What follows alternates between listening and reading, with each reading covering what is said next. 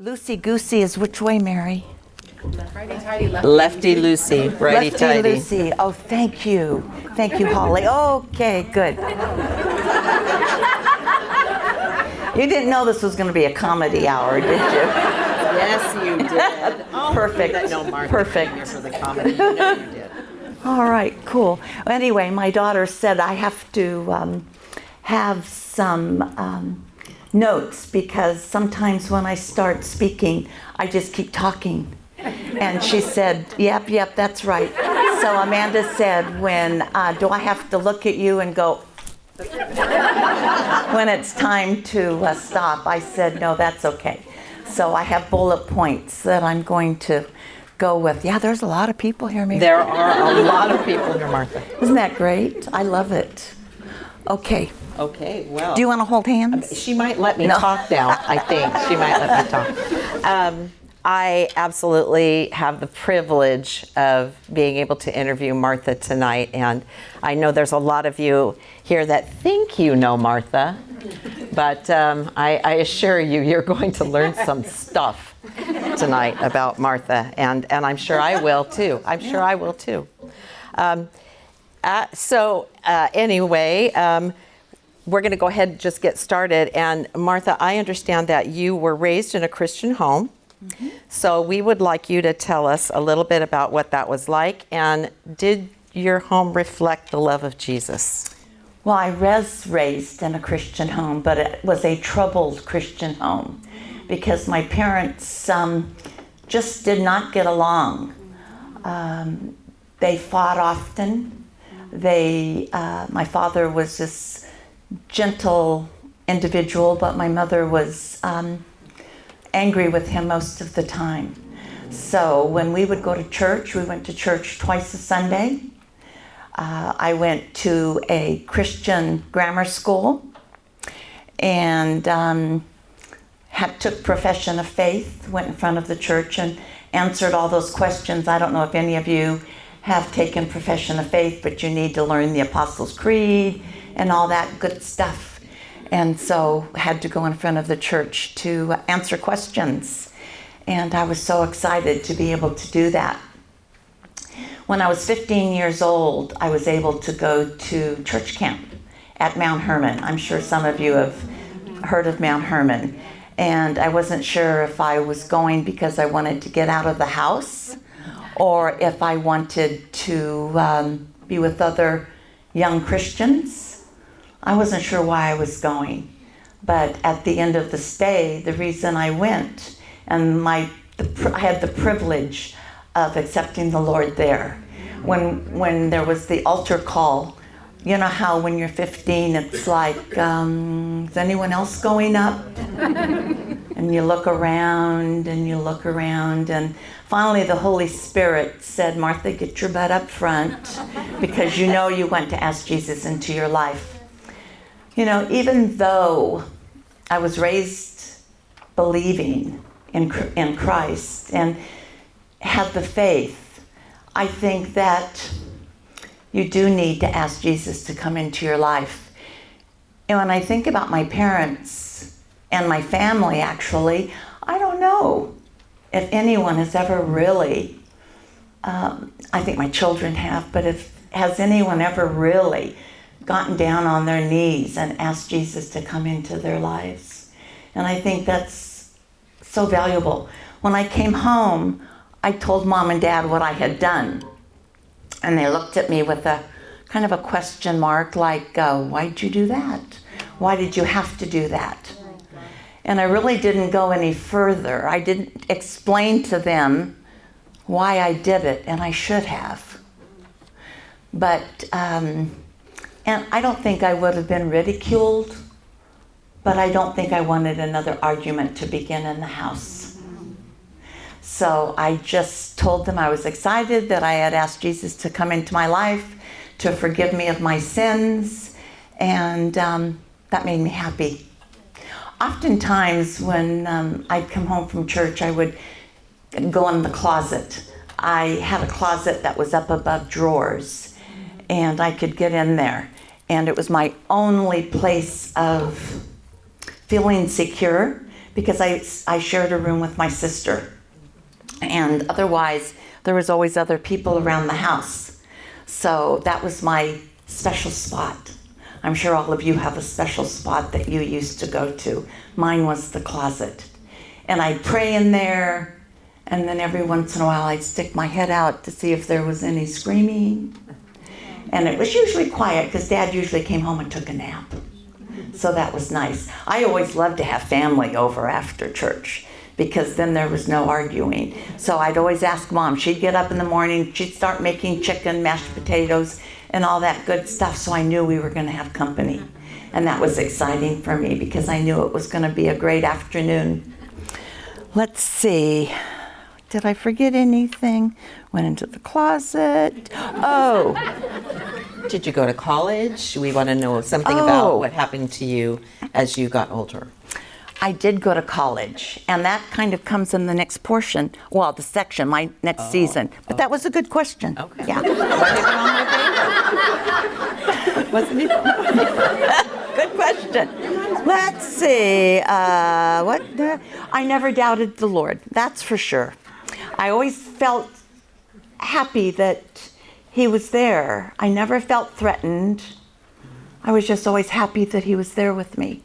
I was sad. I could be sad, but that's okay. Because when you're sad, that means you're stopping to think about things. And the verse in James 1 verse 2 says, the light uses our trials to mature us in our faith. And the trials most definitely matured me in my faith. It was good. My parents loved me, I know that. Even though they didn't say I loved you. I love you. I can remember when my father first told me for the first time he loved me. I had Amanda and I had Jason, and I got out of the car and he said, Martha, you look so nice. I love you. And I'm like, whoa. I don't, who cared that I looked good? I was just glad he loved me. Yeah. Okay, so we'll just go a little bit more forward in your life and ask you, how did you meet your husband, and did you intentionally look for a Christian man? I met my first husband over the candy counter at Newberry's. And I worked at a bakery, so it was definitely a sweet love. I would go buy a piece of candy and he'd come and get a cookie. And then I'd go back and get another piece of candy. Not the same night, of course. And it was usually around closing hour. And so it just kind of developed from there. I didn't think he was a Christian. I didn't know if he was a Christian. But you know what? I never really thought about that. I didn't think about that. It wasn't that important to me. I think I wanted someone in my life that could love me. And also I'm jumping a little bit, but I also think that's why I got married, because I wanted to get out of the house, fortunately. He was from a very good family. Where'd you live? Hanford. Hanford is by Lemoore, Visalia, Fresno, a little farming community. Yes. When Don graduated from high school, he decided to join the Navy. And before he left, we got engaged because I had been in a very bad automobile accident. I was coming home from college, and our car was hit by a drunk driver. We never saw him coming, or I didn't see him coming at least. I was the passenger, and what happened, I didn't have my seatbelt on. Lesson to everyone, I'm sure everyone wears seatbelts now. I wear a seatbelt when I back out of my garage if I'm going to wash my car. My seatbelt is always on me, always. Yeah. I could get the mail and my seatbelt's on. But anyway, I went through the windshield. I didn't go through the windshield. I went into the windshield, came back, and was lodged between the front seat and the steering wheel. The other 3 people in the car got out. I'm sure that they were in shock. So they got out of the car, and all of a sudden, Jennifer Tucker was actually in love with Don. For a while there, I thought she was trying to kill me, but anyway, Don was my ex-husband. my ex-husband. But anyway, moving on. This very nice gentleman came by, and Jennifer said, "Where's Martha?" And he said, was there another person in the car? And it was Jennifer, my good friend Andy, and Doug. And she said, "Oh, Martha, where's Martha?" So the gentleman came over into the car and saw me. And you can guess, after hitting the windshield, I was looking pretty bad. He took off his shirt, wrapped it around my head until the ambulance could come. And the interesting part of the story is that he was being sued because he had helped someone else, and that individual had died. So I believe the Holy Spirit spoke to him and said, "You do need to help this young lady." So he was so wonderful and so gracious to help me. And they took me to the hospital. As I said, we were coming home from college. My mother didn't drive when she got the news that I was in the emergency room. And so she called the minister. And the minister came to pick her up and brought her to the hospital. And then Daddy came a little bit later. They brought her, all of them, into the operating room because they just were not sure. I don't need to explain the whole thing, but they never thought I'd see out of my left eye because it was pretty much just there and not in the socket any longer. And so, this is really something. I looked up at them and said to my mom and dad, I don't remember this, of course, and the minister, I said, "How are you?" And I'm sure my mother just about passed out, and my father and the minister, and my mom started crying.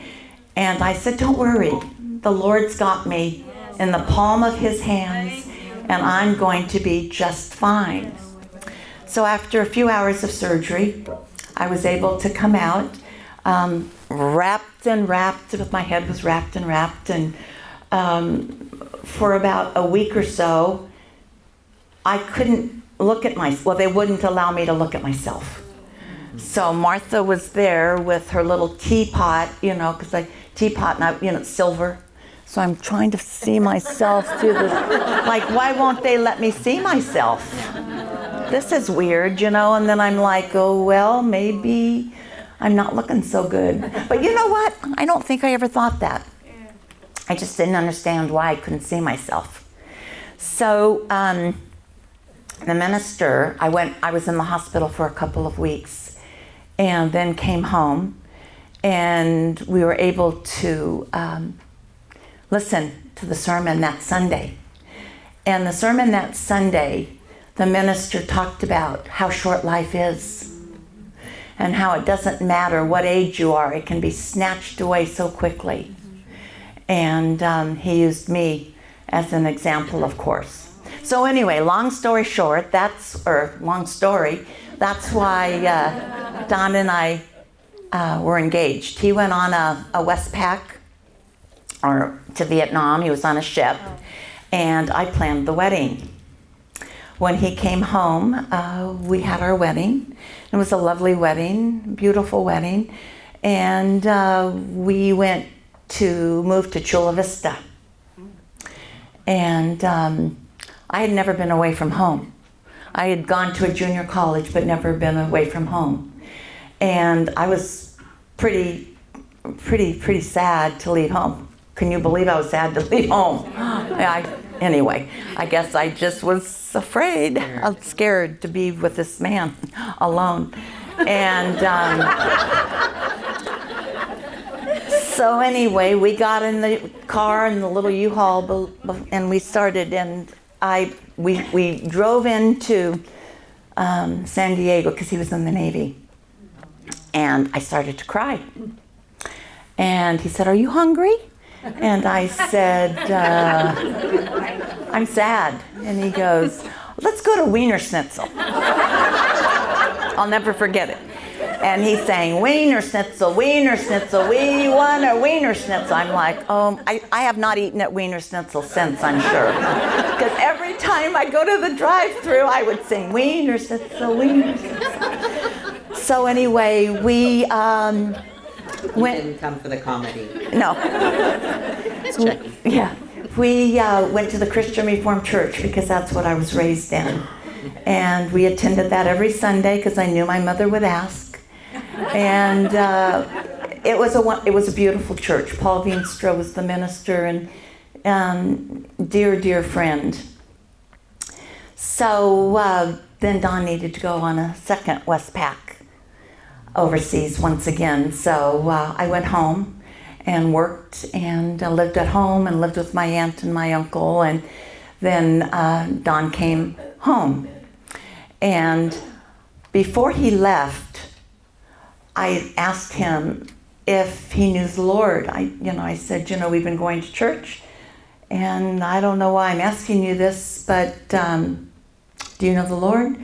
Have you asked Jesus into your life? And he said, I believe. And that was the end of that conversation. I could have pursued it more, but I didn't. So I thought to myself, when he left the room, I got a Bible. And I packed it in his duffel bag underneath everything. And I thought, okay, well, we'll see what happens. So he came home. And I'll never forget, he came home and we went to church, and we came home from church. We were sitting in our little dining room in the kitchenette. We had this little apartment. And he started asking me questions. He said, I got bored, and I read that book you packed for me. And I said, oh, you found it?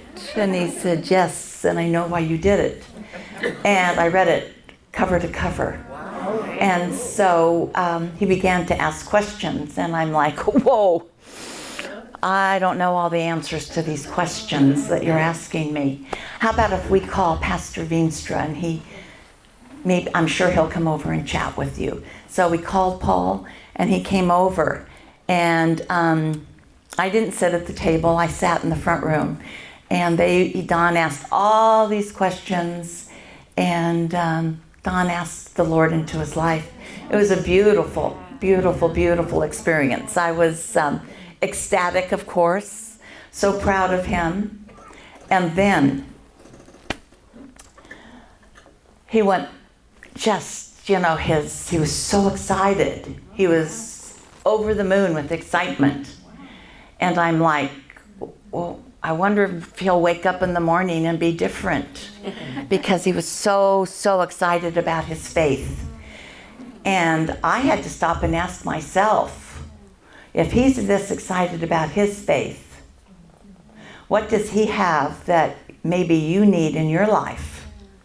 So here comes Paul back, Reverend Veenstra back again, and I said, Paul, how come he's all of this excitement in his life, and I've just been motoring along?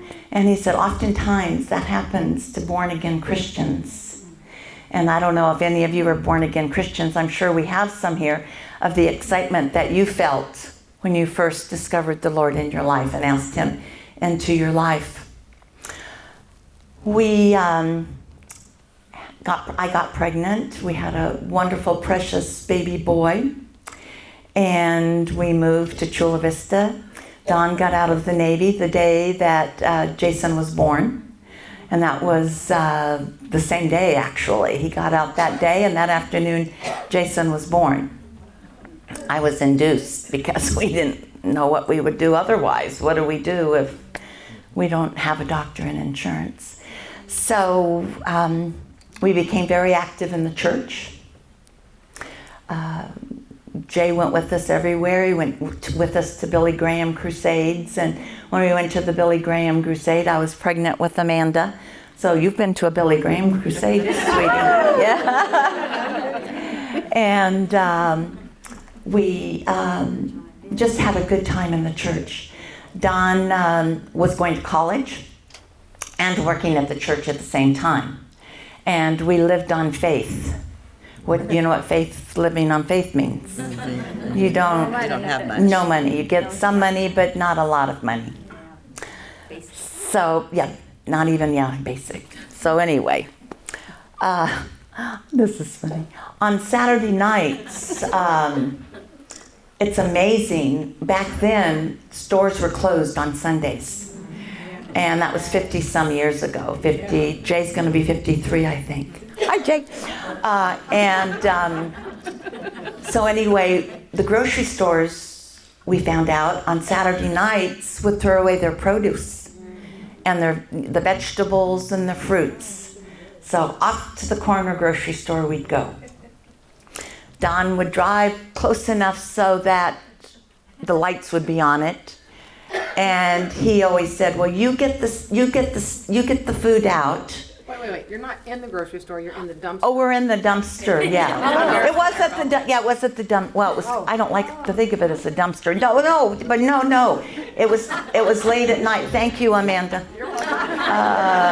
So anyway, yeah. Anyway, we got lots of great fruit, vegetables, and it's amazing what they threw away. And to this day, I have two sons that are Trader Joe captains, and they take their expired or close to expired food and put it in a grocery cart and put it out back so people can come and get it. So, lesson learned.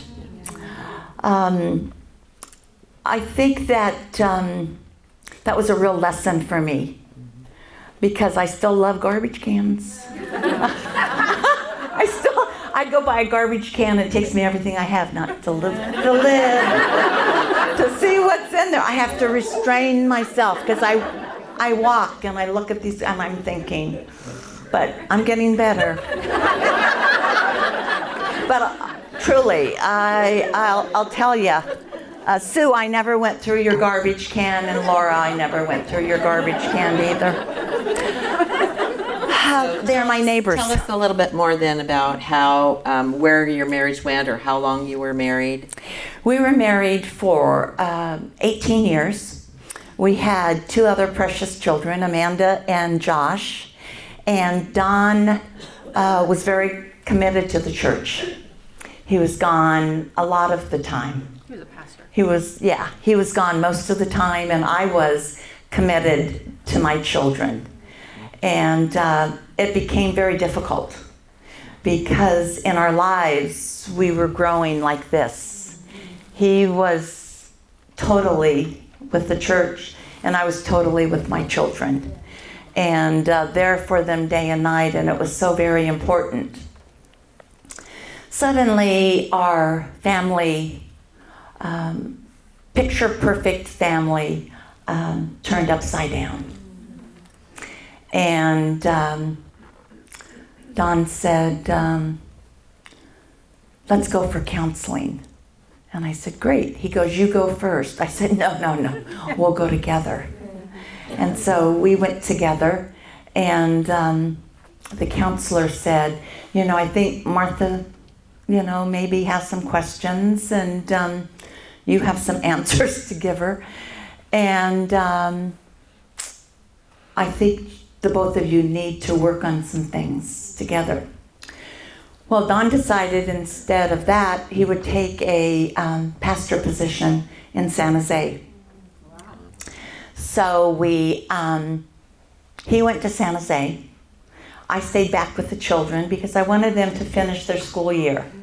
And I wanted Jason to finish Little League because he was a thriving baseball player and so very good that I did not want to take the children out of school, and I did not want to take Jason out of Little League. And he was being scouted by some of the baseball teams, so I couldn't do that to him.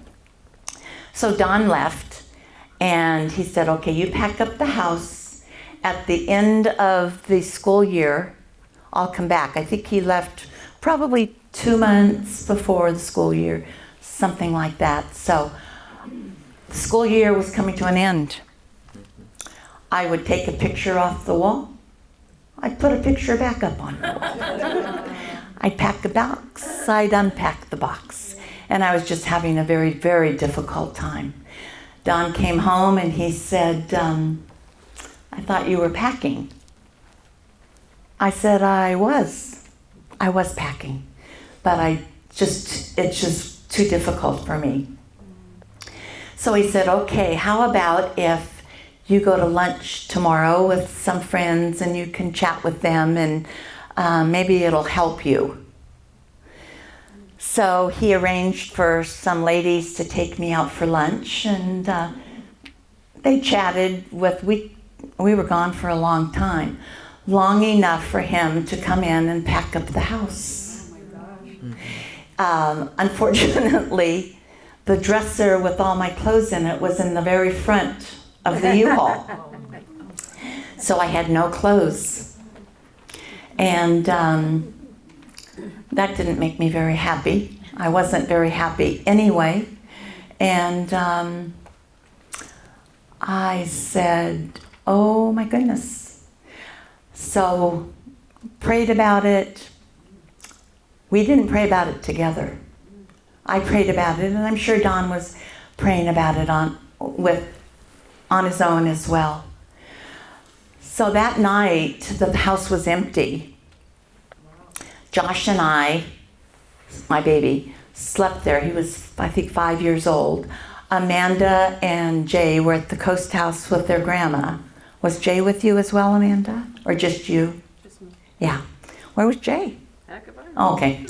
So anyway, Josh and I spent the night there, sleeping on the carpet, because I was being a fussy Martha. And we woke up in the morning, and Josh's ear was like an elephant ear. It had gotten bit by a spider. Oh. And I'm like, Lord, is this a sign? You can't have my son's ear bitten by a spider to say I have to get out of here, but okay, Lord, it's time for me to go. It's time for me to leave the house. So I don't even know where Daddy stayed that night. Doesn't matter. So we go to San Jose. When we arrive to San Jose, well, we pick up Amanda at the beach house and Jay, and we get to San Jose, and I say to Don, where are we living? And he said, well, we don't have a place to live yet. Oh dear. So I said, okay, where are we going to sleep? He said, well, the people in the church have offered us to use their houses while they're on vacation. Oh. So for about 3 months, we went from house to house and stayed at these houses. Beautiful homes, but it was not very comfortable. And Martha is becoming more and more upset. But, I said, okay, Lord, if this is what you want, then this is the way it's going to be. We finally found a house. It was a lovely home, and the children were in a great school. And everything was going, pretty well. Once again, Don was totally focused on his ministry, which he should have been. And I was totally focused on the children, which I should have been. But we should have been doing it together. I was part of his ministry, but unfortunately, he was so busy with the church that he couldn't be as busy with the children, and they felt very left out. So Don and I had a conversation. We went back for counseling. We talked about a lot. We just didn't know what direction we were going. Finally, Don said, I just don't think this is working out. So I got an apartment, and I told him that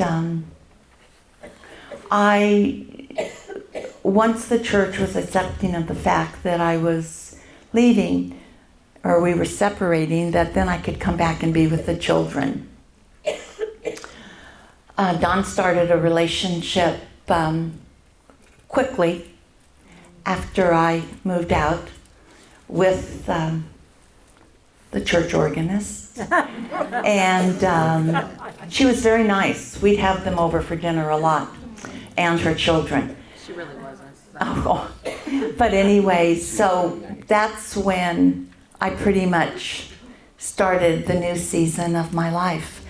The thing that I think that hurt me the most was that when Don began the relationship with Norma, and I wasn't in church any longer, no one, not one single person, called me, contacted me.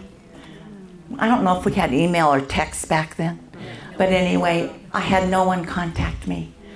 So may that be a lesson to all of you and me and each one of us, that it doesn't matter who's at fault or what happened, that we're all God's children, and He loves us each so drastically that we can't throw one to the wayside because they're not around anymore.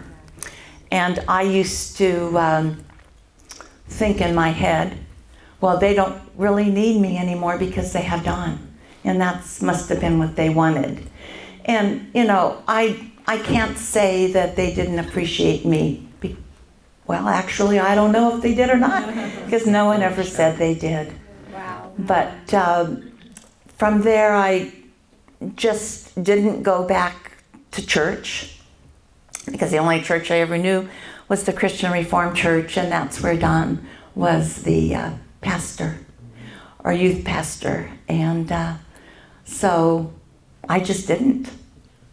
I had my faith, I had my belief, but I didn't go to church. So Martha, then how did your life change after your marriage ended? Oh, it was a good life because I still had my children, which was the most important thing to me. I started dating. I started dating good men. I started dating a questionable individual.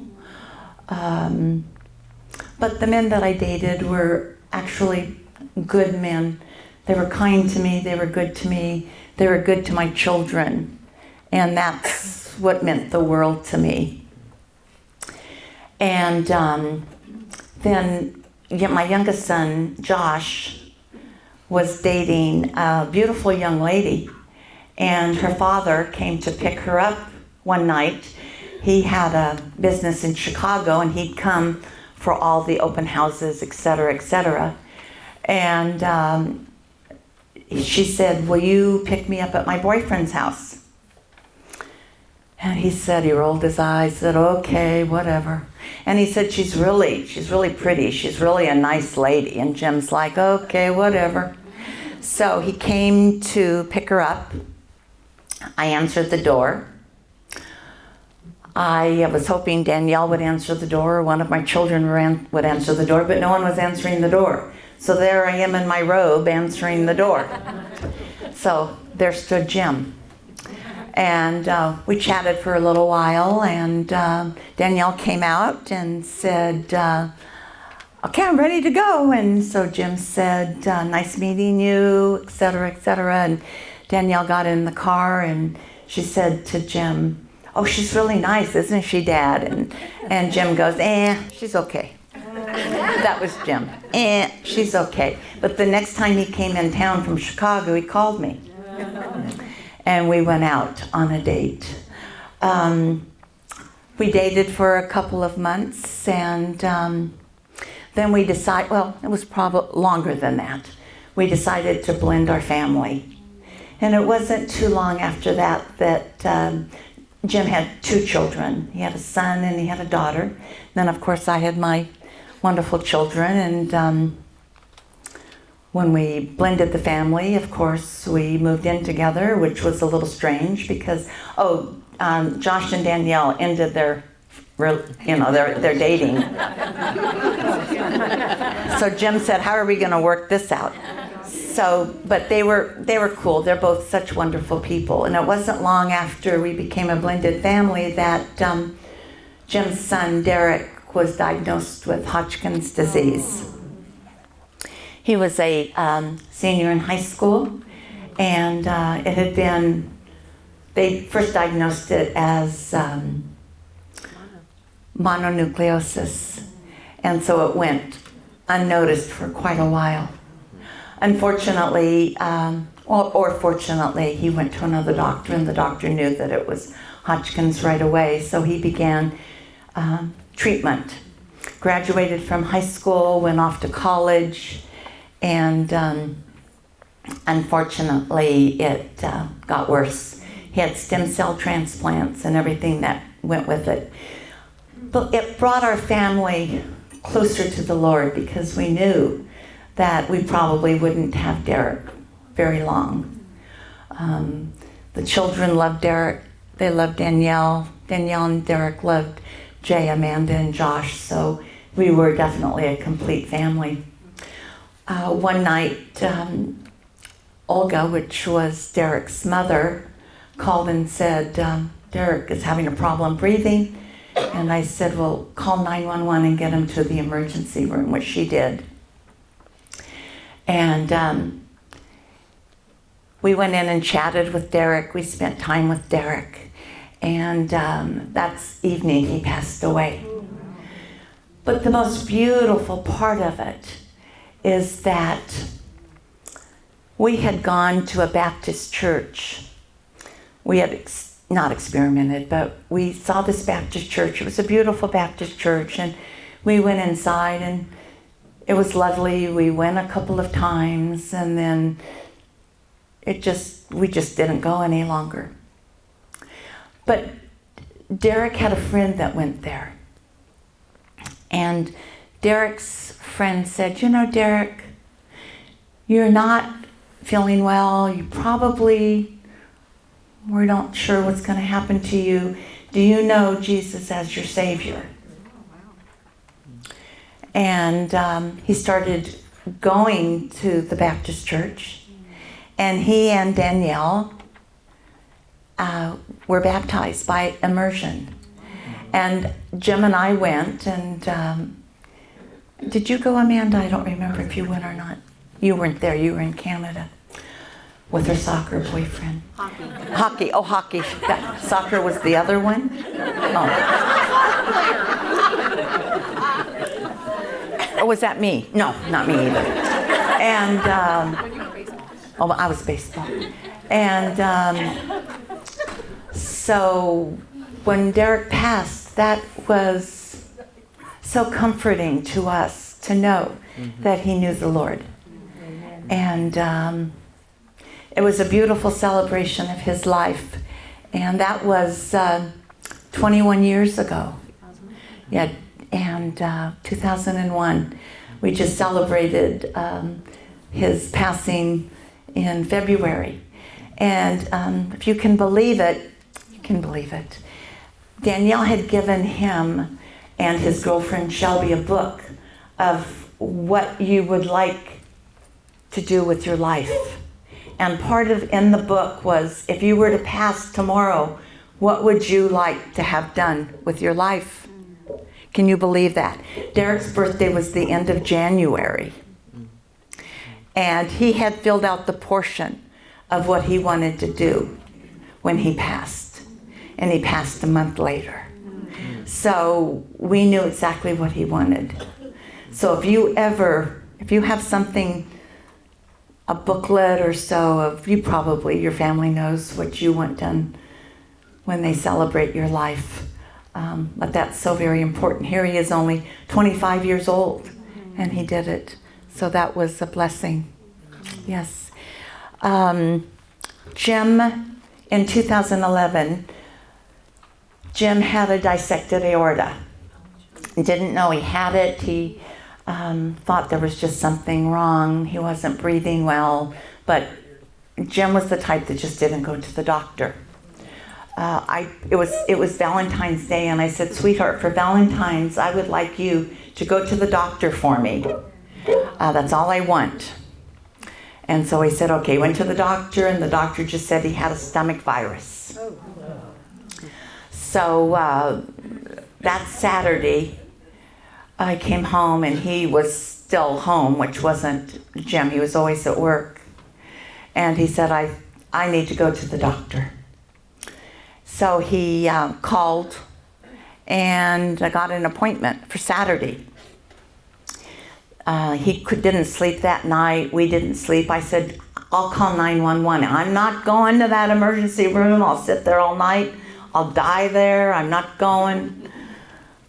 So we didn't go. But the next morning we got up, and Jim said, how about if you drive, sweetheart? And I knew if he wanted me to drive, he was really feeling not very good. We got on the freeway, and as we were getting on the freeway, Jim said, go all the way over to the last lane. Go, Martha, move, go over to the last lane. And Martha's the kind of a person that would say, why? Why do I have to go over there? We just got on the freeway. And I listened. The Holy Spirit said, Martha, just listen for a change. So I went all the way over. Thank goodness there weren't any cars next to me. And as I was going over, this car came up the off-ramp going the wrong way.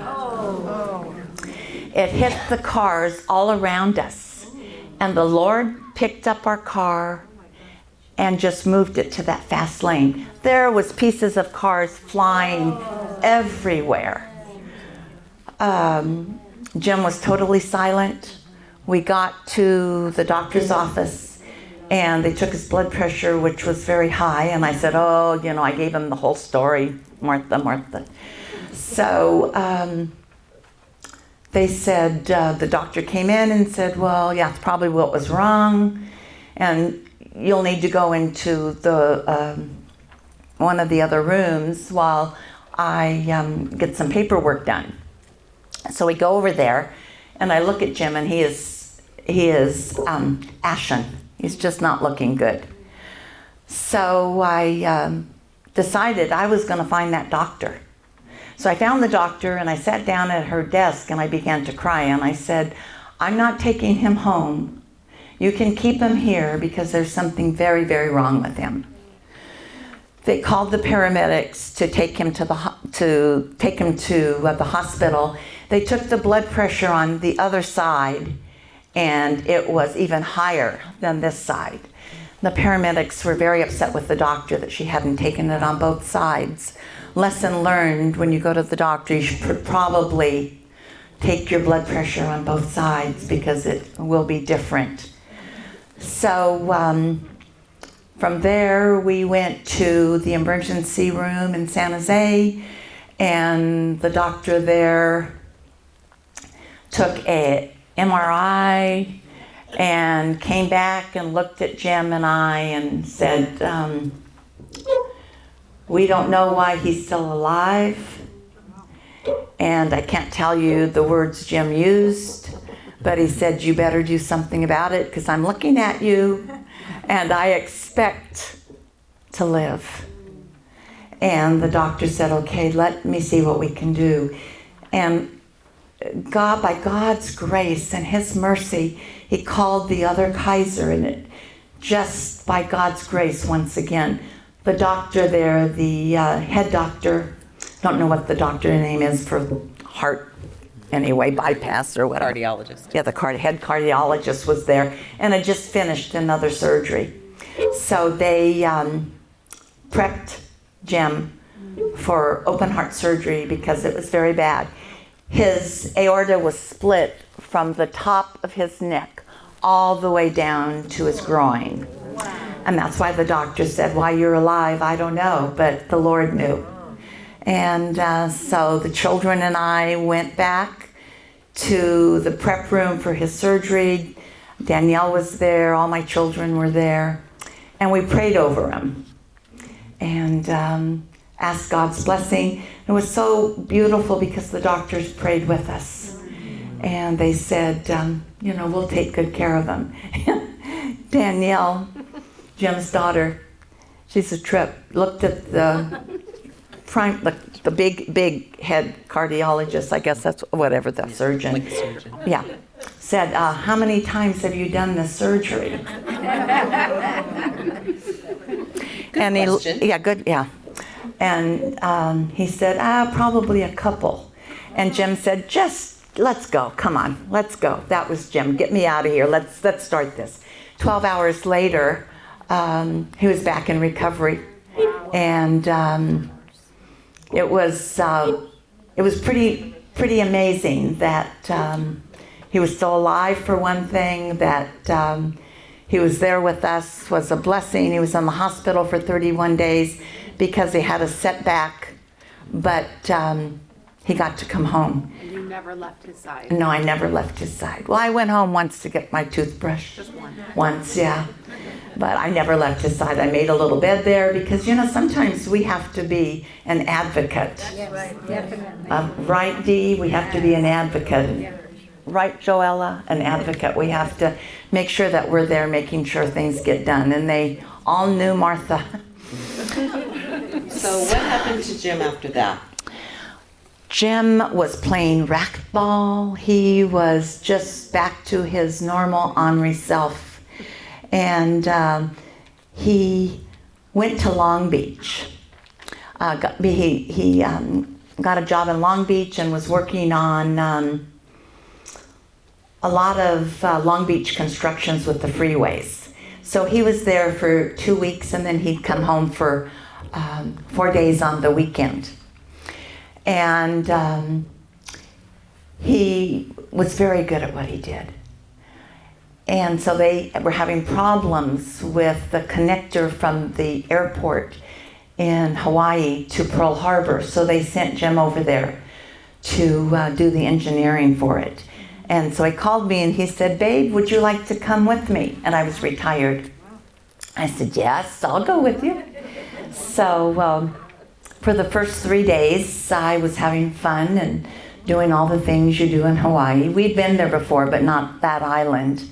And I had come up to take a shower to get ready because we were going to have dinner that evening with his friends. And I got out of the shower and got this phone call. And they said, "Martha?" And I said, "Yes." And they said, "You need to come to the emergency room in Pearl Harbor. And because your husband's having seizures." And I said, "Oh, my husband doesn't have seizures. You must have the wrong room." And they said, "Are you Martha?" And I said, "Yes." "And your husband, James?" I said, "Yes." "You need to get to the emergency room." So I packed a bag because I was sure I was going to spend the night with him. Got his things because I was sure he was going to be there. And I went down and they called me a cab. And got in the cab and began to call my children and said, "Opa is in the emergency room and I'm on my way." And the cab driver said, "He's going to be okay, he's going to be okay, he's going to be okay." And all of a sudden I took a deep breath and I said, "No. The Lord's already taken him home." And the cab driver said, "No. He's going to be okay." And I kept talking to my children. And I said to them, "It's okay. It's okay." When we got to the emergency room, I don't even know if I paid the cab driver. By this time, he was so upset. And I kept saying, "No, the Lord's taken him home. He's going to be there with his son. I know he's going to be there with his son." We drove and we drove. It was about a 30-minute drive, so I had an opportunity to share what was happening with Jim. We get to the emergency room, and the doctor's there, and the nurse is there, and his friend that was driving the car that was next to Jim was there. And I looked at them, and they took me back in one of the rooms, and I looked around, and I said, Jim's not here, is he? And they said, do you know what happened? And I said, yes, he's gone home to be with the Lord and to be with his son. And they are looking at me like, okay, what's going to happen to her next? Is she going to collapse on the floor? And I said, that's good. That's good. The nurse came over to me and she held me close. And she said, I kissed Jim on the forehead because I knew you wouldn't make it in time. I said, thank you.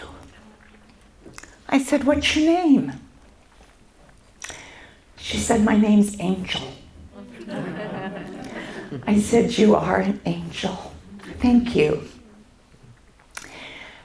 After quite a few hours in the emergency room, because the coroner had to come, the police had to come, because Jim passed away in the car with his friend. When he put on his seatbelt, and he was gone. His aorta was dissected once again, but this time it was final. So they gathered all of his belongings, and the doctor left. I don't think he could handle me anymore, and the nurse stayed with me. John stayed with me, and we chatted, and I was able to share with them that Jim loved the Lord, that he was a Christian, and that I knew he was right then in the arms of our Heavenly Father with his son. So John said, I'll take you back to the hotel. So we get all of Jim's things and put him in the back seat of the car. And he opens the door to the front seat. And I said, is this where Jim was sitting?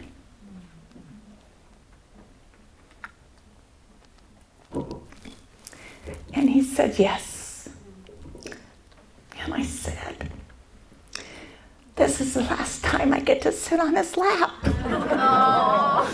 And at that point, John put on my seatbelt and closed the door. And I'm sure he was like, oh my, I'm not sure what's wrong with this woman, but I'm gonna take her back to the hotel, and then whatever. Got back to the hotel, and I was calm. I received many, many phone calls from my family, and I was calm, right, Amanda? Yeah. I packed up all of Jim's clothes. I talked to him as I was doing it. And then I went and sat on the chair. And then the Lord reminded me that that morning,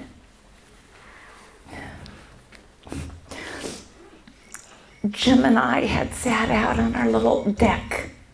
Jim had gotten coffee and bagels for us. And we laughed and we just chatted about life in general. Yeah, thank you. About life in general. Give it my grandbabies. And I have my handkerchief. We were sitting there, and all of a sudden, this beautiful white dove flew and landed on our deck. And I was speechless. And I said, just a minute, Jim, I'll be right back. So if any of you know me, I have to take pictures. So I am taking a picture of this beautiful dove. And that was the Lord's sign to me that Jim was leaving that day. I put him on the elevator that morning, gave him a hug and a kiss, never thinking that that would be the last. But when I came back and remembered that the Lord had given me a sign, that beautiful, beautiful dove. And you know what?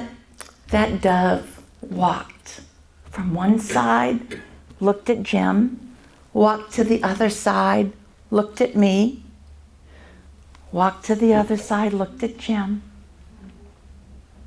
and just stayed.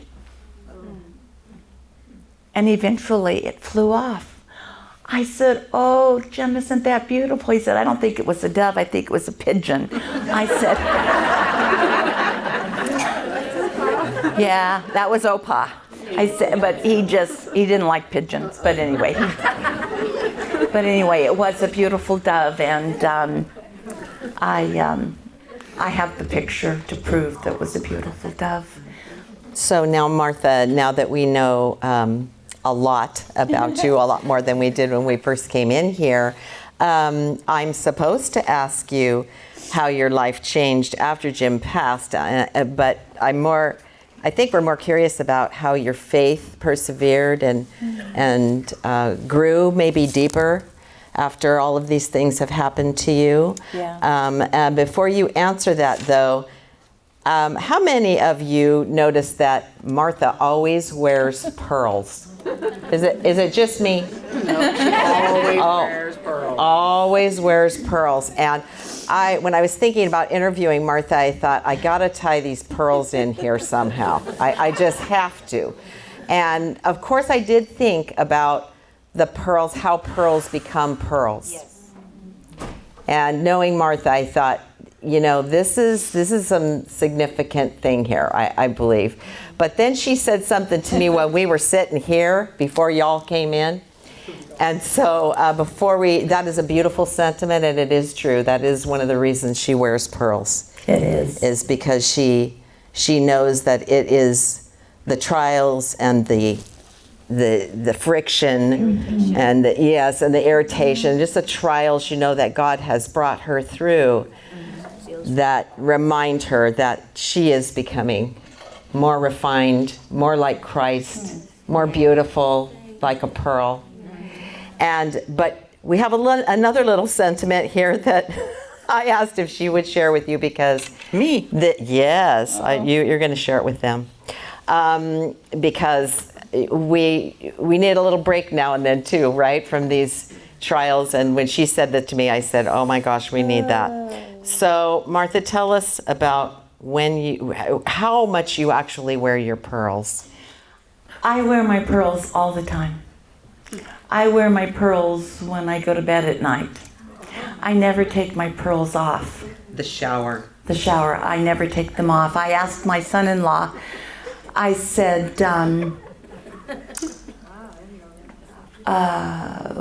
he's a paramedic, fireman, he does everything. I said, if you go to a call and someone's in bed, do they always have clothes on? Because sometimes I get hot and I begin to take my clothes off. And he said, oh yes, moms, there's, that happens. It's not an issue whatsoever. And then I said, do they have pearls on? He said, no. Not usually. Not usually. Not usually. So we do want to know, though, and we know, like, I'm pretty curious as to how you got from, because it sounds like you were in the Bay Area, and how did you migrate over to this part of the world? Well, I came here for my daughter and my precious grandchildren, Kennedy, Kerrigan, and Gunner. They are my gifts and why I came to Lodi. And it was one of the best things I've ever done. for many reasons. Excuse me. And when I came back from Hawaii, my daughter was there at the airport to greet me and to take me home. She tucked me in bed. She wanted to know if I wanted her to stay the night with me, and I said, no, I'm fine. I'm fine. And this verse came to mind. If he says not to fear, for he is with us and will not leave us. From Isaiah 41, verse 10. And the Lord was there with me. This whole time he was there with me. He never left my side. Never. I didn't panic. They all wanted to come and pick me up, and I said, no, I'm fine. I can do it. I can do it with the Lord by my side. I can do it. And so now that we know quite a bit more about you, and also I believe you wanted to share a favorite psalm with us. Yeah. Is that the ending? No. Oh, good. Because I have to tell them about why I came to Grace Point and how important all of them are to me. That'll be after the psalm or now? Go ahead and tell Okay, us. good. It's part of how you get here. Yeah. Sorry, Mary. It's okay. It's okay. When I entered this new season of my life, I knew that I needed to find a church. I needed to find people like all of you. And my grandchildren go to Jim Elliott, and my grandson said, why don't we try Grace Point Church? And I said, oh, I would love that. Because we had been church hoppers and attended a church for quite a while, and we were new there every Sunday. But every Sunday, oh, you're new to this week. No, we've been coming here for 4 months. So anyway, we decided to come to Grace Point, and I'll tell you, the minute I walked in the doors, my soul was so touched. My soul was happy. It was just jumping inside me. Pastor Perry came up, the greeters at the door. Pastor Perry asked me my name. He asked Amanda's name, the grandchildren's name. And he never, ever forgot it. And I thought, now, that's pretty precious. We've been here ever since. One Sunday, there were sign-ups for Bible study. And I was walking out the door, and actually one Sunday I walked out the door. Where's Laura? Did Laura leave? Anyway, I was walking out the door and saw Laura, who was my neighbor, and Sue and Don were my neighbors. They asked me if I wanted to go to church. I said, oh, I've already found this wonderful church, Grace Point. And they said, that's our church. I said, well, it's a wonderful church. But anyway, see, I got off track because I wasn't going by my notes. But so anyway, we walked out the door, and they were having sign-ups for Bible study. And Amanda said, Mom, I think this will be very good for you. My pushy daughter. Are you going to sign up? No. You're welcome. Okay. Yeah. So anyway, I signed up for Jenny Stefan's Bible study. And that was a blessing from the very beginning. I've been with you for how many years? 3 or 4. 3 or 4, yes. And then I started to go to Sunday school. And I am in Dan Braun's class, and I've been there for 3 or 4 years and have been blessed by that as well. And it is such a beautiful, beautiful family. You know, I don't think I knew what I was missing. Jim and I were together for 24 and a half years, and I was married to Don for 18 years. And those, you know, I had good times in church those years as well. But the 24 years were kind of back and forth with Jim. We would, you know, do online, et cetera, but it wasn't with the body. And I didn't realize how much I missed the body of Christ and missed all of you. Well, and the one thing she is leaving out is she's also joined Member Care, our Member Care ministry. And so Martha and quite a few other ladies and a few gentlemen visit shut-ins, and they are very dedicated, over the top with visiting people. She has such a gift of compassion and helps. And, you know, that's the reason that this room is full. I have a feeling. So Martha, we don't want to forget. I mean, she's just serving in so many ways within the church. So we're very blessed that she's here. And I love it. I love to visit. I can tell. And sometimes I think that I'm more blessed than they are when I leave. Yeah. But you were voting once in church, and I said, I want to vote. Can I vote? And someone said, no, you can't vote yet. Gotta be a member. What do I have to do to vote? And they said, you have to be a member. And I said, what do I have to do to become a member? I've done all this stuff already. What do I have to do? I have to go to the new member class. So I went to new member class. It was great. And then there was a question on the form that asked if I had been baptized. I said yes. And I think Pastor Perry must have known that it wasn't by immersion. I don't know how he knew, but he knew. And so he said, well, were you baptized by immersion? And I said, no, the sprinkling. He goes, well, you know, you'll need to be baptized by immersion. I'm like, well, I'll have to think of this one. I'll have to think of this, because it wasn't ever done in our family. And I had the privilege of being back there as a deaconess when she was baptized. It was wonderful. Yeah. Now I want you to share your psalm, but I think that she had something she wanted passed out. Right. During I have this a time. special gift for each of you. I don't know how we're going to do it, because I was thinking we were going to have tables, and I was going to put them on the table. Can they pick it up on the way out? Sure, but We'll do don't that. forget to pick it up on the way out. It's We were going to usher for you. going to usher for me. What are we ushering? You're good. To pass. Oh, okay, good. Okay, that sounds good. Okay. Yeah. So let's go ahead and I'll have read you the share psalm. your psalm Okay. while they're doing that. All right. You're not giving us all girls? Oh, I know. I wished I would have. Yeah. I thought about it. One. You're gonna get one. Yeah. Take one out of the plastic bag, pass it down. They're in, it's a cross. And the cross means so much to me because of the love of the Lord and what He did to save us from our sins. So you can use it for a bookmark, you can wear it as a necklace, but the cross just means everything to me. Psalm 23, oftentimes we'll read Psalm 23 at a celebration of life, but it means a lot to me too.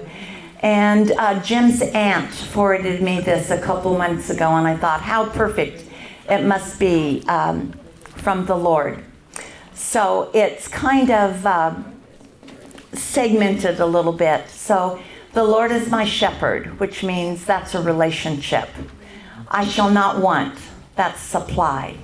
He maketh me to lie down in green pastures, that's rest. He leadeth me beside the still waters, that's refreshment. He restoreth my soul, that's healing.